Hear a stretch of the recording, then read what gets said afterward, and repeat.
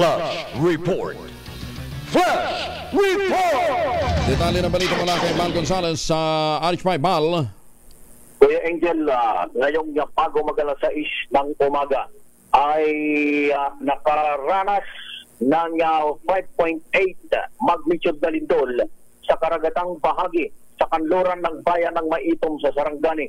Sa report na kalalabas lamang ng Philippine Institute of Volcanology and Seismology of PHIVOLCS, tectonic ang origin ng lindol na tukoy sa lalim na 10 kilometro. Dahil dito ay nakapagtala initially ang PHIVOLCS ng instrumental intensity 4 sa mga bayan ng Tiamba, Sarangani, Tibuli, Banga, Surala, Tupi, South Cotabato, itong bayan ng Calamansig at maging sa Sultan Kudarat, intensity 3 sa Maitom, sa bayan ng Gansa, Label, Sarangani, talungsod ng General Santos, maging sa mga bayan ng Norala, City ng Coronadal City, Lake Cebu, Santo Niño, South Cotabato, sa may bahagi ng Isulan, Esperanza sa Sultan Kudarat at intensity 2 sa Maasin sa Sarangani, Bagong Bayan, President Quirino, sa Sultan Kudarat, at ang intensity 1 naman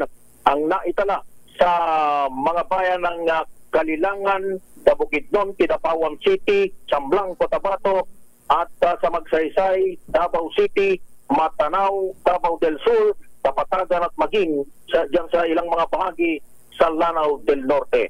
Ang sabi ng PHIVOLCS ay asahan na mayroong mga pinsala sa nabanggit na lindol at asahan pa nila ang ilan pang mararamdamang mga aftershocks. Ako si Mal Gonzales, DJ Tuna sa Pilipinas, una sa Pilipino. Maraming salamat, Mal. Antabayan po ninyo mga update. Medyo may kalakasan yung pagyanig na yan, ha?